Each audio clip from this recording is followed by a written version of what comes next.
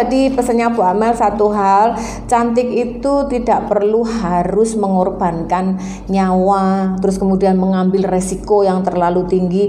Cantik itu harus sehat dan tetap harus jadi diri sendiri. Hai, kembali lagi di Celoteh Amel dengan Bu Amel.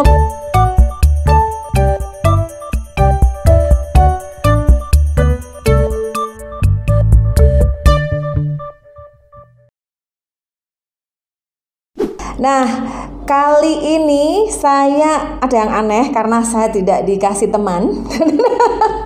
Jadi kali ini Bu Amel akan ngoceh sendiri dan akan membahas. Tapi sebelumnya Bu Amel ucapkan dan segenap tim Melva Lab Skin mengucapkan turut berduka cita dengan meninggalnya artis Indonesia yang bernama siapa? Nani Darham ya, Nani Darham. Ini ada keturunan bule atau apa gitu ya.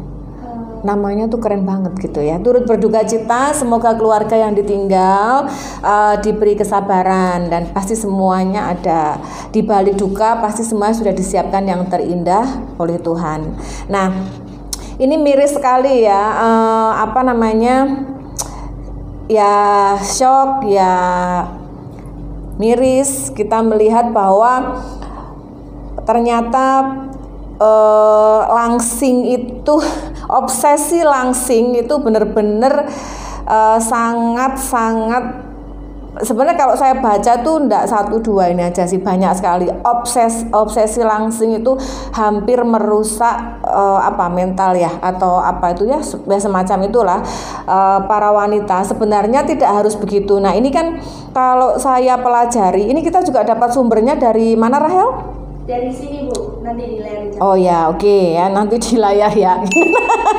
Nah, itu dari sumbernya juga sudah kuat bahwa sebenarnya Nani Darham ini melakukan sedot lemak ya.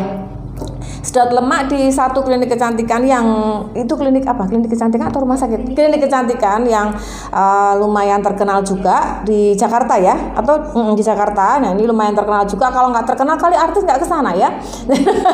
Kalau nggak punya nama besar kali artis nggak kesana. Tapi ini artis pemain film ya kalau nggak salah ya.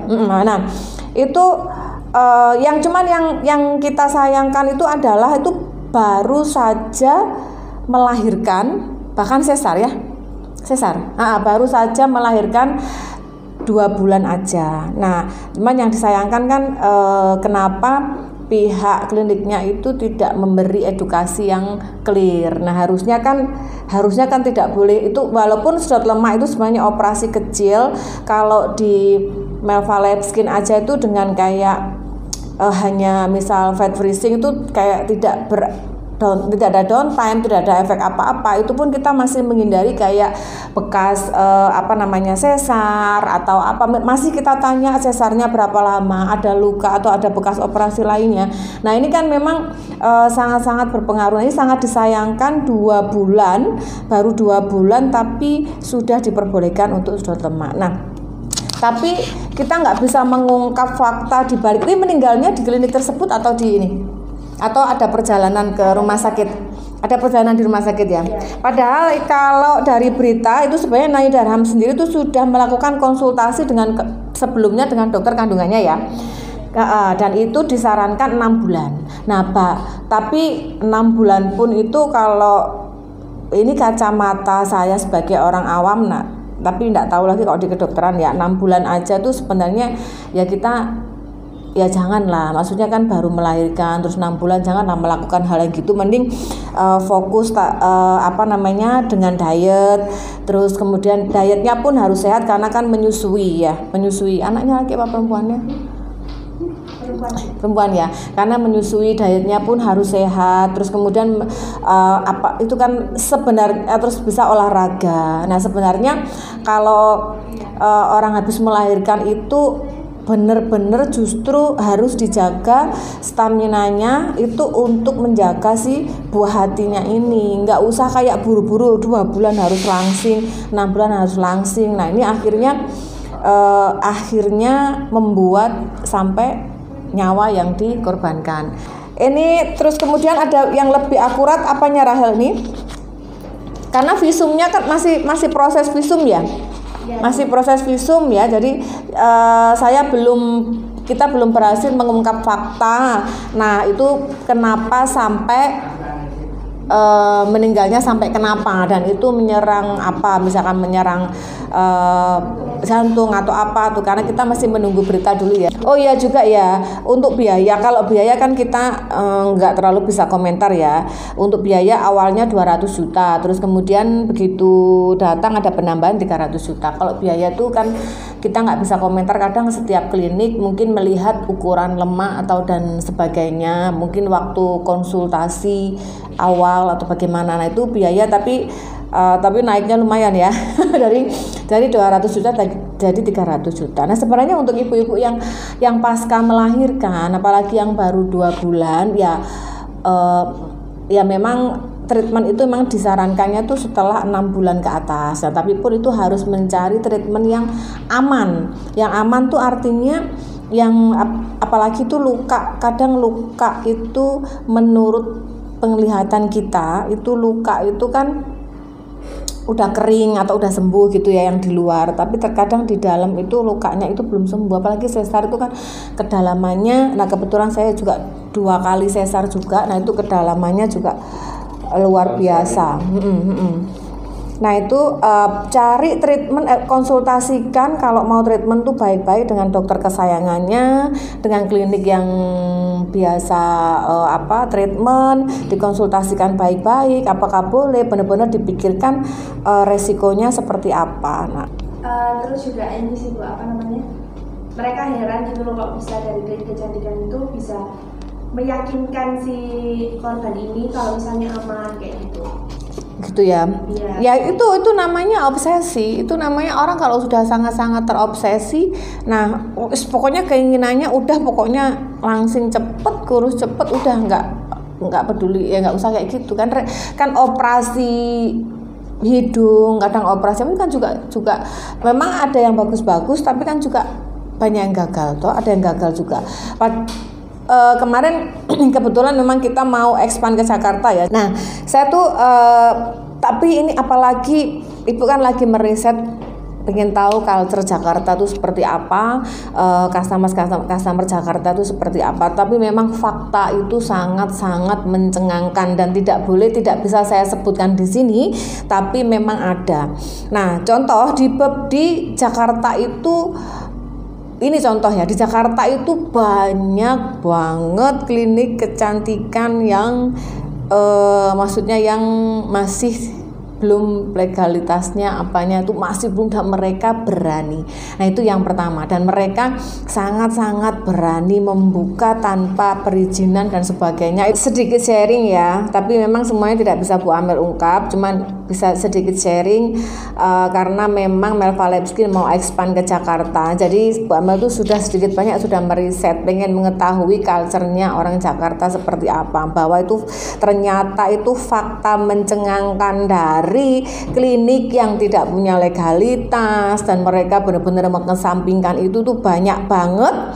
Terus kemudian dari ngobrol dengan beberapa teman di sana, ternyata bahkan operasi hidung, operasi wajah itu dilakukan di apartemen kayak gitu itu. Dan itu nggak bayangkan ya, operasi yang layaknya harus, misal contoh ini kita bicara operasi hidung yang layak misalkan harusnya 100 sekian gitu ya, 100 sekian, tapi dapat harga 16 juta, 17 juta, dan faktanya wanita-wanita di sana itu mau tanpa berpikir panjang. Ini aku siapa ya mengoperasi, ini di rumah sakit mana, ini di klinik mana, pokoknya operasi. Nah itu kan kalau semisal ya, Semisal itu coba Mbok ya difikirkan gitu ya. Memang yang dilihat sekarang tuh oh ya ada 1-2 hasilnya bagus, tapi semisal pas apesnya ini ya dari beberapa yang dioperasi. Ini kan Jakarta tuh kan juga musim cepu gitu ya. Ya kan ya? Dari beberapa yang dioperasi terus ada salah satu cepu pas apesnya gitu ya. Salah satu cepu terus dia menginfokan operasinya di sini, ini. Terus begitu perjalanan operasi misal terus ada rahasia atau ada penangkapan, operasi ini durung mari terus ya opo kayak gitu. Jadi maksudnya itu hal yang atau itu hal yang orang awam tuh harusnya bisa memikirkan itu, nggak usah ngomong medis ya, nggak ngerti medis ya.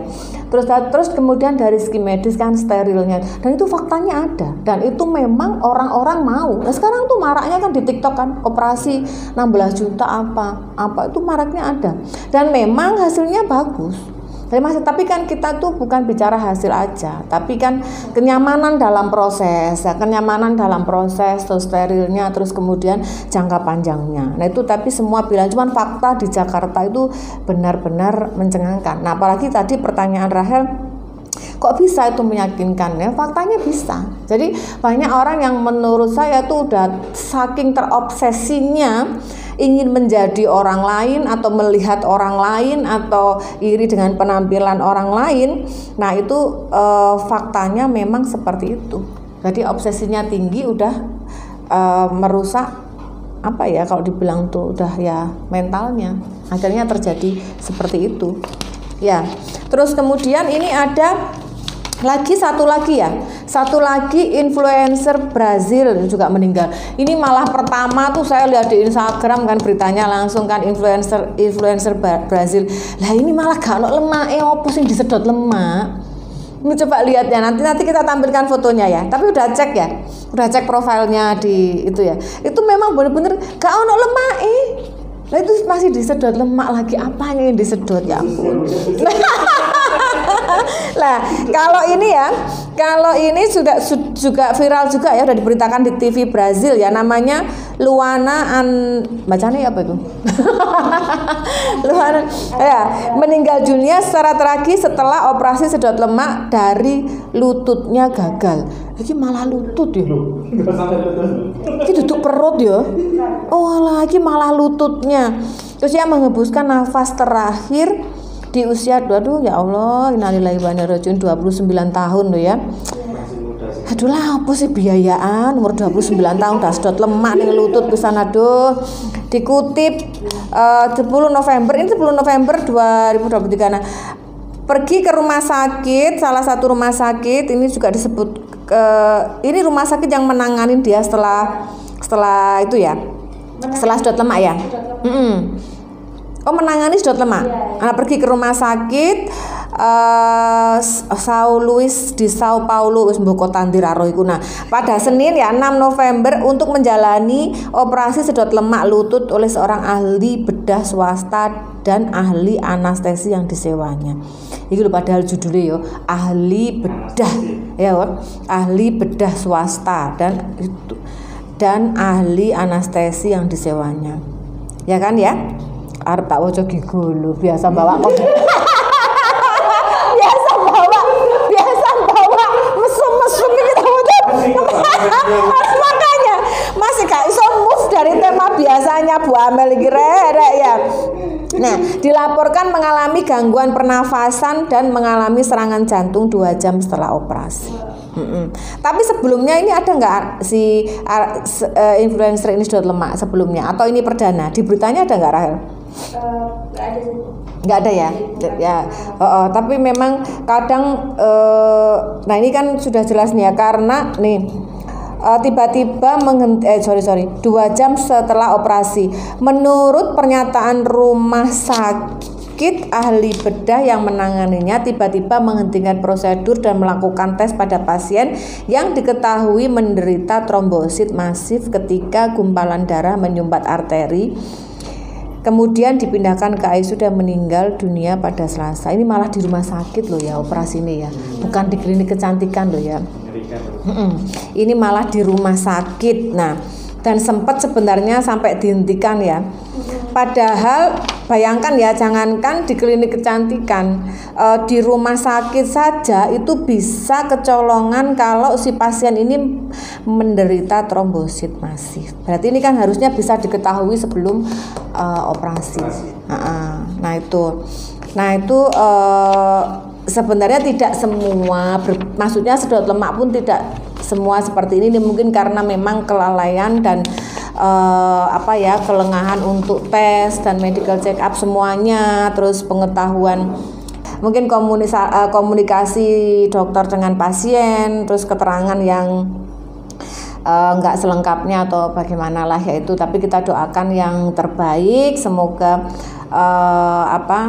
tenang di surga, dan kemudian semoga klinik kecantikan dan rumah sakit juga terutama yang kita bicara yang di Indonesia ya, semoga ya klinik kecantikan ini ditindak sebagaimana mestinya ya, supaya tidak memakan korban lain. Tapi fix ini klinik kecantikan ya yang pertama ya, yang di Indonesia itu ya.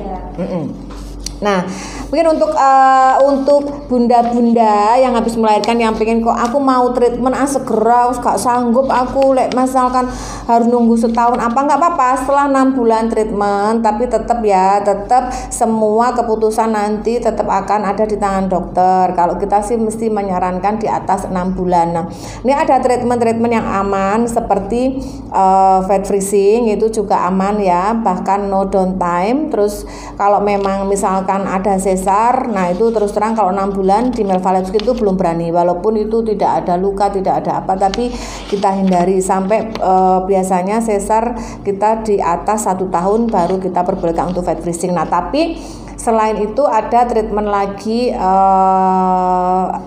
kayak di sini juga ada Exilis, dan kemudian di Surabaya itu ada RF. Nah itu bisa juga untuk melangsingkan. Nah kenapa? Body contouring apa sih ini? Coba selimin di sini. Ada pertama apa? Fat freezing ya. Terus kemudian apa?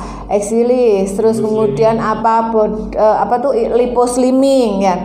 Terus kemudian ada infus slimming. Kemudian tapi kalau infus slimming menyusui jangan ya. Kemudian ada lipolisis. Itu banyak banget yang sangat aman dan tidak melukai. Tapi memang harus konsultasi dengan dokter kami dulu ya. Kemudian untuk yang kayak yang ini mumpung walaupun keluar di jalur ini ya, Ibu, saya mau juga titip pesan juga untuk yang suka OP di sembarang gitu. Itu apalagi di Jakarta ya, kemarin saya juga lihat juga mencengangkan dan juga miris gitu ya. Maksudnya kalau memang mau operasi ya cari rumah sakit yang bagus, terus kemudian memang tempat operasi yang bagus. Jangan kalau dikumpulin di apartemen dioperasi, aduh tingkat sterilnya bagaimana ya. Intinya mau menjadi cantik, mau menjadi sehat, mau menjadi langsing, mau punya tubuh seksi, itu bukan berarti kita harus menjadi orang lain, bukan kita harus menjadi sakit jiwa juga. Terus bukan intinya tuh sudah putih terus masih kurang putih lagi, sudah langsing nggak ada yang dilangsingin masih kurang langsing lagi. Tidak harus begitu juga. Cantik itu kita harus bisa mengkontrol, harus mengkondisikan emosi juga mental kita. Jadi cantik tidak harus merusak kesehatan, kita boleh cantik tuh tetap harus sehat. Ini masih ada waktu? Masih. Nah, saya satu share, ada satu pasien di Melvaleb Skin itu ibu-ibu itu sudah infus di kita, tapi kita nggak boleh sebutkan namanya. Udah infus kita tuh sampai bener-bener tuh udah putih, udah bener sampai nggak mau dihentikan. Nah akhirnya terus pokoknya berdebat, terus pokoknya terus akhirnya saya hentikan karena memang ya kenapa kalau memang kita sudah berhasil dan memang hasilnya udah bagus, terus kenapa harus dipaksa terus gitu. Jadi pikiran kita juga harus dikontrol juga. Jadi cantik tidak harus merusak kesehatan. Pesannya Bu Amel. Ada tambahan Tahel? Kalau misalnya dari kamu psikologi itu yang dari pesan dari buat klinik kecantikan kira-kira gimana? Ya kalau pesan buat semua klinik kecantikan ya, terutama juga klinik Melval juga ya, maksudnya Melval ini juga masih berkembang, jadi masih mau berkembang, jadi terus memperbaiki kinerjanya. Jadi sebenarnya untuk semua, untuk saya juga. Nah sebenarnya tuh harus benar-benar edukasinya tuh harus benar-benar clear gitu, edukasinya lah. Kalau ini kan itu sedot lemaknya juga di bagian yang itu ya, kita di bagian mana sedot lemaknya? Perut. Nah apalagi kan sedot lemaknya di bagian perut, kemudian ya sebenarnya ini kan awam pun juga nggak usah harusnya ini sebenarnya tapi bukan, menurut saya itu bukan kesalahan kliniknya, murni kesalahan kliniknya juga ya, juga kita sebagai pasien, sebagai itu juga harus kritis, juga harus berani menanyakan. Jadi terus harus juga pakai logika ini loh, pakai logika. Jadi kan kayak kasus kemarin itu kan, loh aku ini loh habis operasi, harus pakai logika itu. Aku habis operasi 2 bulan, masa sih luka aku udah kering, masa sih udah sembuh total sampai dalam, terus aku mau lukain lagi, terus aku mau harusnya kan, maksudnya itu kalau kemarin tuh menurut tuh kesalahan dari nggak hanya kliniknya saja, kliniknya udah pasti ya mungkin edukasinya nggak clear, resiko dan sebagainya ya. Yang jelas itu kan cari uang, pasti cari uang semata. Kalau sampai habis sesar 2 bulan juga disikat, itu kan pasti cari uang, bukan cari kenyamanan pasien. Nah terus kemudian si pasiennya juga kurang cari tahu dulu sebelum melakukan. Nah kalau untuk pesan untuk semua klinik dan juga klinik saya, ya penting edukasi ke pasien itu clear, semuanya transparan. Jadi plus minusnya, contoh ada kalau di treatment di kita kan ada intralipoterapi, itu kan ada minimal ketebalan berapa baru bisa. Kalau ketebalannya kurang dari itu kita juga nggak lakukan, itu ada standar operasionalnya. Nah harusnya semua klinik itu, semua treatment yang klinik punya itu harus punya standar operasional, mana yang boleh dilakukan, mana yang nggak boleh dilakukan. Nah kalau di Melval Labs kan bisa cek itu, saya launching treatment ini SOP-nya keluar, saya launching treatment ini SOP-nya, bahkan di SOP itu nggak bawa ya, kemarin saya suruh bawa contoh SOP-nya ya. Nah bahkan di SOP itu kita clear, nah edukasinya seperti apa, mana-mana yang harus dihindari, persiapannya seperti apa. Kalau mau treatment itu udah clear semua. Harusnya sih semua klinik harusnya punya treatment. Even treatment itu facial pun yang sangat-sangat tidak berisiko apapun, itu aja kalau di Melval Labs itu ada standar operasionalnya. Jadi saya tuh sedetail itu untuk mengamankan semua. Jadi nanti yang kerja juga perawat, dokter semuanya nyaman, kemudian pasien juga nyaman. Itu minim resiko. Nah, pokoknya satu hal, jadi pesannya Bu Amel satu hal, cantik itu tidak perlu harus mengorbankan nyawa, terus kemudian mengambil resiko yang terlalu tinggi. Cantik itu harus sehat dan tetap harus jadi diri sendiri. See you.